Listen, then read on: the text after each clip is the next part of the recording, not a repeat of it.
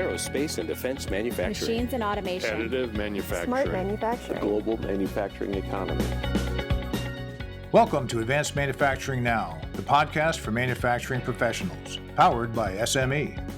From the design screen to the shop floor to final assembly, we drive the conversation about making manufacturing smarter by connecting people who are passionate about manufacturing. Hello, and welcome to Advanced Manufacturing Now, the podcast for manufacturing professionals. I'm your host, Steve Plumb, Editor-in-Chief for SME Media. I'm joined today by Rosemary Coates, Executive Director for the Reshoring Institute and President of Blue Silk Consulting, a global supply chain consulting firm. She has also penned several books, including 42 Rules for Sourcing and Manufacturing in China and Legal Blacksmith, How to Avoid and Defend Supply Chain Disputes. So welcome to the show, and thanks for joining us, Rosemary. Thank you very much for inviting me. I appreciate it. So before we get started, can you tell us a little bit more about yourself and the Reshoring Institute and Blue Silk? Sure. So the Reshoring Institute is a nonprofit, nonpartisan organization, and we have a dual mission. One is to help companies evaluate and possibly bring manufacturing back to the U.S. and now to Mexico as well. And then the other part of the mission is to train graduate student interns on manufacturing overall. And so we take interns from 16 universities across the country, and we put them to work with our research projects and our small consulting projects. The Reshoring Institute was born after about 2014, after the 2012 presidential elections between Barack Obama and Mitt Romney, where they were both China bashing. And as a result of that, a number of our clients started asking if it would be even possible to bring back manufacturing. And so we developed a methodology, and then eventually that resulted in the founding of the Reshoring Institute. Prior to that, I spent about 20 years helping companies offshore to China to set up sources there, manufacturing there, set up systems there, all sorts of work in China. And then, we sort of did a 180 and started helping companies rethink that strategy. And so we've been sort of going gangbusters ever since. We've been around for now 10 years and started out a little slow. But after the pandemic, an awful lot of companies recognized how much risk there was in their long global supply chains, and now are very interested in bringing back manufacturing to the U.S. So you've kind of worked both sides of the equation, and especially since the pandemic, it's gotten a lot of attention, sourcing and supply chains. And there has been a fair amount of movement in the past few years on reshoring. Kind of set the benchmark of where we stand in terms of what's happened in the past few years and what's driving the move. Yeah, and you're right. I've seen both sides of it, which is quite helpful when companies are trying to leave China, because I know, the complications of that, the difficulties in leaving China. It's not easy and it's not risk-free. And so I can help clients through that process. Right now, I think, the pandemic was really the catalyst for really rethinking global supply chains. I mean, what we recognized was there was so much risk at every point in a long supply chain. So, every time you change hands or have a different supplier or have a different transportation provider, every point along that supply chain involves risk. And during the pandemic, of course, there were factories that were opening and closing in China. It disrupted supply chains in a way we've never seen before. And many companies that were practicing lean manufacturing had very little in their pipelines in terms of inventory. This caused all kinds of disruptions and shortages, and we don't necessarily need to relive that misery again. But it did, I think, spark a lot of rethinking and analysis. It used to be in the early 2000s, as a management consultant, my clients would say to me, just get me to China. And I became an expert in how to do that and help companies move to China. And there wasn't much to thinking about it. It was just, it's cheaper to go, let's go. My competitors are going. And that decision was made. Today's decision is much more complicated. So it's more about mitigating your risk around the world. So where in the world should you be manufacturing? Should you keep some manufacturing in China, which we generally recommend to serve the Chinese market or the broader Asian market? And then making sure that you have alternate places to manufacture, either in the U.S. or Mexico. Vietnam is a very popular place, although there are issues there too. India, Indonesia, Malaysia, these places are all potential opportunities to build or rethink as an alternate source for manufacturing. So that's one of the issues that's considered. But then, overlay that with sustainability, for example. I think every one of my clients has sustainability on their agenda, and in some way or another are looking to support a green environment. And when you manufacture close to your market, you reduce your carbon footprint. So that sort of kills two birds with one stone, if you will. By having manufacturing back in America under control, as well as closer to your market, which helps reduce your carbon footprint. So that's another issue that goes into that evaluation. And then lastly, I would say we are in what's called a manufacturing supercycle. That was a term coined by Bank of America, an economist at Bank of America a few months ago. And he said that all the indicators and funding and so forth tells us that we're about to enter or have entered a manufacturing supercycle. And some of those indicators are the three big government acts. So the Inflation Reduction Act, the Infrastructure Act, and the CHIPS and Science Act that are pumping billions of dollars into the economy now. So we're just starting to see some of that, but there is a lot of money out there that's going to be very focused on manufacturing in America or the infrastructure that will support that manufacturing in America. Then there is the downturn in China. So as you probably know, the economy is somewhat weak in China. There are a lot of companies going bankrupt. I have clients that had production scheduled in China, and the company went bankrupt, and they didn't even get their work in process out of the factory. The factory just simply closed, and that was the end of it. So there are risks and downturns and economic factors in China to consider. There's also the tariffs, of course, the 301 penalty tariffs on Chinese goods, which means you're paying probably 25% on top of the normal tariff to bring in goods from China, which makes the goods coming in more expensive, versus, say, manufacturing in Mexico, where you could import products that are made in Mexico under USMCA duty-free. And then we see, more interest in domestic sourcing. That's another big indicator. On some of the studies, like ThomasNet has done a study that indicates that more and more companies are looking to find domestic sources. And then commercial real estate. So industrial real estate, which is part of the real estate market that focuses on manufacturing sites and warehouses and truck terminals, that kind of thing. So industrial real estate is up by 30%. So all these indicators tell us that manufacturing is booming, and there you can see all the statistics show a fairly significant upturn in manufacturing in America now. It raised a lot of factors and driving forces for the move to reshore. If we could kind of address some of them, obviously the legislative front is driving this, whether it's the CHIPS or the Infrastructure Act.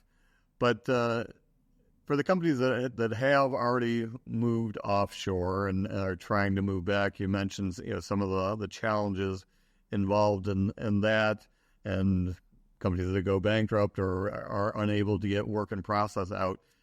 What are you recommending for these companies, and how difficult is it for them to move back to the U.S.? Obviously, it's not just switching on a switch and saying we're going to move everything back. It's how long does it typically take to do it, and what are some of the things that are involved in this effort? Well, it depends on what your product is. So, first of all, if you are manufacturing something that the Chinese believe is strategic for them, or makes some kind of contribution to their infrastructure, it's going to be very difficult to close down your factory in China because the Chinese just won't let you. They won't give you a permit to close your factory. If, on the other hand, you're making say a consumer product or the household product or something, that may be a different story. You could go faster, but I would on average I would say it's 6 to 12 months to get a permit to leave China. Now, you could simply close up your factory and get on a plane and leave, but if you do that, you may never be allowed back into China, and that's probably not a good strategy, especially because growth rates across Asia are somewhere in the double digits. So you want to have, I think, a manufacturing presence in Asia so that you can produce products to serve that marketplace. So the first thing is getting a permit.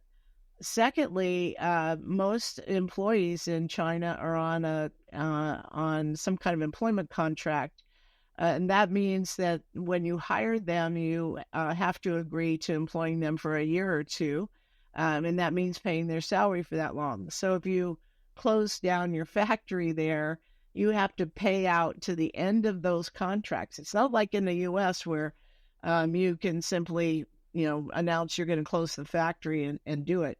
There you have all these complications. So getting a permit to close, paying out employment contracts, which can be very costly.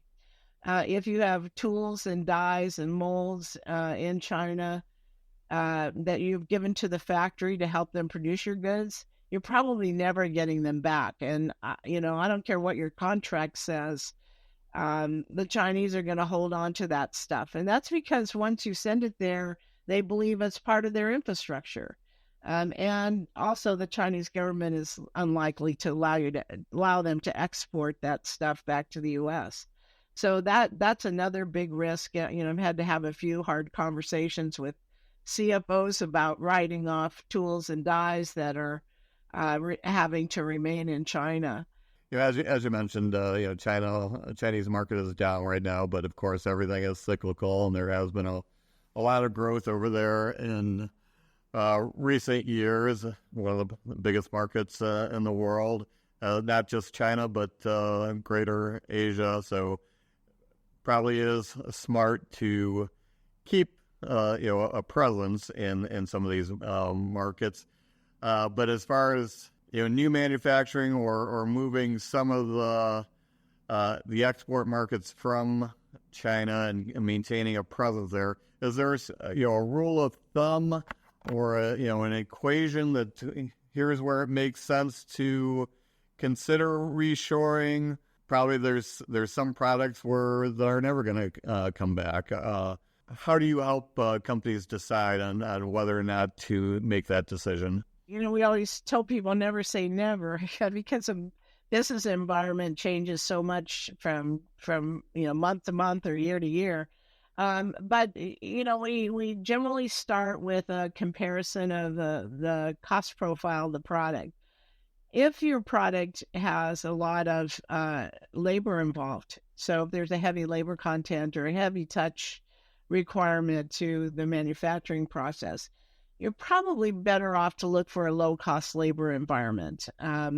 If your production is fairly automated or could be automated, then you have a lot more options. So you could, in fact, move to the U.S. and economically produce products probably with competitive cost structure. So that's kind of the first step, is understanding your cost profile and matching that to where a low-cost country or a adequate country would be.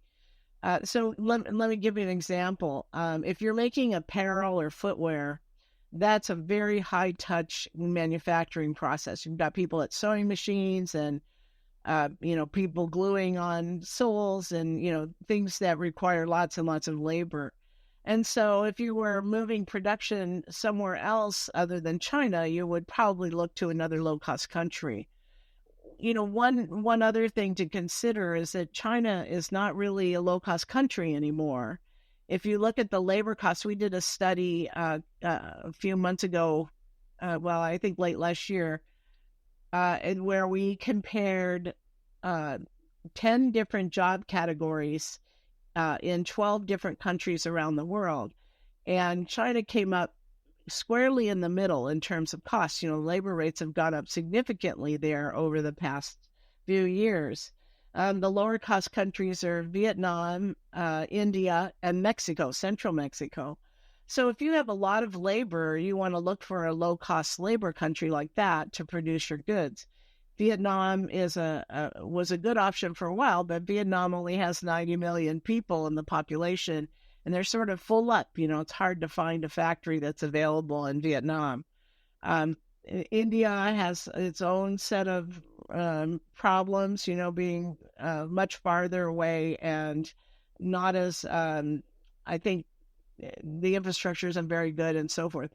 Mexico, on the other hand, offers a very good alternative. It's close to the U.S. and so forth. So, looking at labor costs and comparing those, I think, is the very first step. It's not just labor, though. It involves, a lot of other complicated input into that decision-making factor. And there isn't exactly a one-size-fits-all kind of thing to approach it. There are decision factors that are based on your customers' preferences, your stockholder preferences, your focus on a green environment. All these things may be contributing factors. So you mentioned labor. Obviously, labor costs is a big factor, but also labor availability. There's a big shortage in skilled labor in the U.S. How does that play into the decisions? And you meant obviously China is not the only option, which you mentioned. There's other addition to reshoring. There's nearshoring like Mexico or friendshoring. How does that all factor into the equation? Yeah, so let me sort of eliminate friendshoring first of all. So friendshoring is really a term that was coined to address countries that are our allies and friendly to us. It doesn't necessarily mean it's economically viable. So, for example, France or Germany would be considered friendshoring, but the cost to produce in those countries is equivalent to the U.S. or not much different from the U.S. So, I would sort of eliminate that as a potential factor if you're evaluating the whole process. I think more strategically is you want to have manufacturing in viable locations. A lot of companies also use contract manufacturers as an alternative. So if there's some issue in a country, a hurricane or flood or fire or something, you can essentially move manufacturing to an alternate location and recover faster. So, that's a possibility. You may also have making different products in different parts of the world. So you may have alternate products that could be made available if you have an issue. And then you have to overlay that with the geopolitical situation. We were sort of fast friends and, everyone was going to China in the early 2000s up to about 2014, 15. And then the Trump administration placed the penalty tariffs on China. And it used to be, I'd go to China and I'd be welcomed with open arms because they wanted to know what I knew. They wanted to know what other companies were doing and so forth. Not so much today. I mean, today, as we were China bashing in the U.S., China was America bashing. And So Americans are not so welcome there anymore, and that can be a real problem. And of course, those tariffs that were placed on Chinese imports still under the Biden administration are there today. So not much of healing has gone on. And so I think that's really shifted the approach and the desire to manufacture there. And, geopolitical situations are not just limited to China. If you take the war in Ukraine, for example, a few months ago, we had a semiconductor shortage around the world. There weren't enough semiconductors to produce cars, and, there were all kinds of issues in the semiconductor supply chain. And I don't know if you're aware or not, but semiconductors require neon gas to produce the products. And Ukraine produces like 40% of the world's neon gas. So when the war started, the Russians bombed the neon factories. And so there was no neon or not enough neon to produce semiconductors that resulted in the shortage. So these kind of situations all over the world have really come to the forefront and caused companies to sit up and take notice and understand what their exposure is and try to mitigate that risk should something else happen. Yeah, there's definitely a lot of factors, and some that are unpredictable, and especially when you take into account where the raw materials are coming from, and there, in some cases, there's not a lot of options. You mentioned early on about the partnerships with the universities. Can you expand upon that a little bit? Yeah, so the Reshoring Institute is kind of quasi-academic institute. We also do consulting work, but we're very focused on education and educating the next group of leaders in manufacturing. That's why we choose graduate students from MBA programs and master's in engineering programs. And we bring them on board. They get assigned to case studies or research. Like, for example, I mentioned before the world labor comparisons. That particular study is available on our landing page at reshoringinstitute.org. So we had students working on that for quite a while, for a number of months. So we do that kind of research. We do studies. We're about to publish a study on crime at the U.S.-Mexico border. So, I've heard from a number of clients saying, well, we go to Mexico, but there's so much crime at the border. And well, we did a study of the city pairs all along the border and found the crime rates in every single city on the U.S. side are lower than the national average. So, we do research like that debunks myths and we try to tell the truth.